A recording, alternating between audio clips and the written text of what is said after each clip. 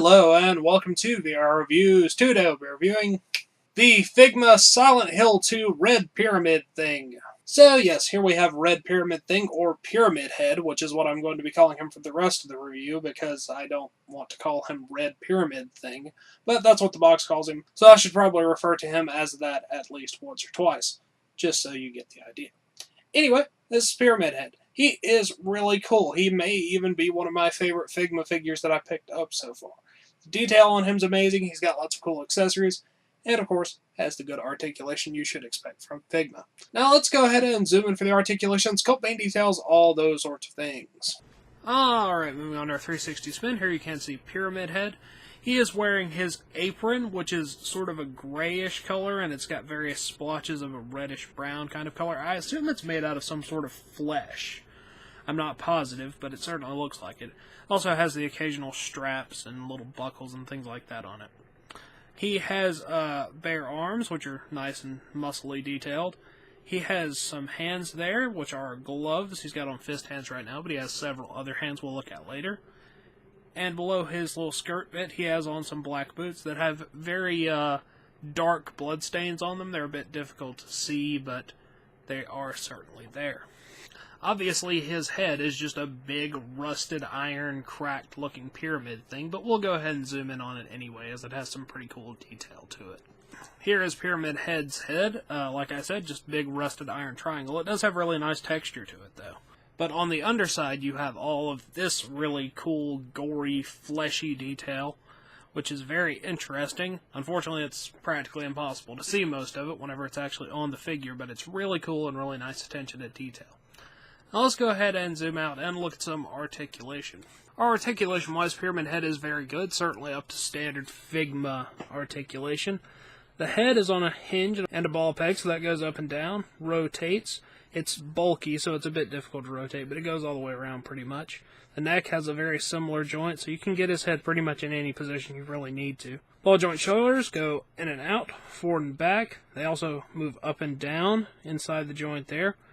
His elbows are like standard Figma hinges, but they also have ball pegs connecting into the arms themselves, so they kind of rotate around inside the joint as well as just being hinges and rotations. The wrist is on a hinge and rotation. Ball pegs here in the abdomen, so that moves all the way around. Same thing below that. His hips are a little bit obscured by the skirt thing here, but it's a sort of barbell ball peg thing inside of there. So those move forward and back, in and out, rotate around on the joint. Have the standard Figma disc knees that rotate and hinge in and out. And then ball pegs in the ankles, rotation, hinge, pivot, and toe joint there. So you should be able to get him into any pyramid head poses that you might need to.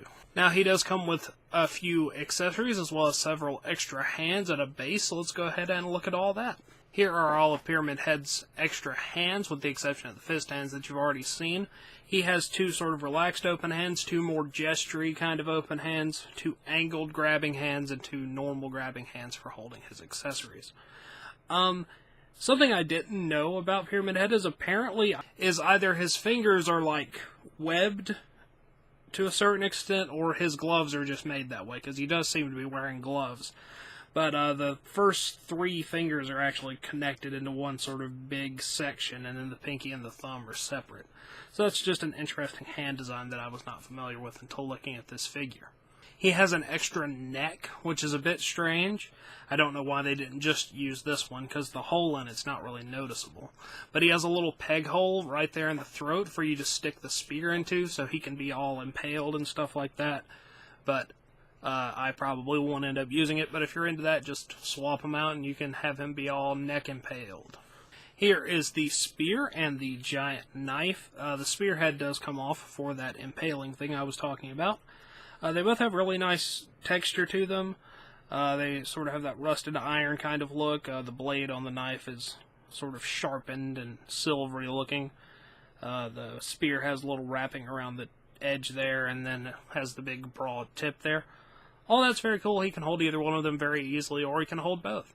So those are very cool. And then here's the stand, which is just your normal three-jointed arm stand that you usually get with Figma figures. Now that I've set up for Pyramid Head and all of his accessories, let's move on to the packaging. Packaging-wise, Pyramid Head comes in the fairly standard Figma style box, which is just a nice windowed box. Window here, Figma, Action Figure Series Silent Hill 2, SP055, I guess that's his number or whatever. And on the back you get lots of pictures of the figure in various poses, as well as some Japanese stuff that I can't read. As always, these are good for in or out of package display, so yeah, Pyramid Head. Alright, that wraps it up for Pyramid Head, so until next time, goodbye! Hello, you've just watched one of my videos. Feel free to like, comment, and subscribe if you enjoyed my videos. If you didn't, run away and never return. Also, feel free to check out my other channels, Venom Raptor for all my variety gaming content, and VR Reviews for reviews of various action figures and collectibles. Thank you, and goodbye.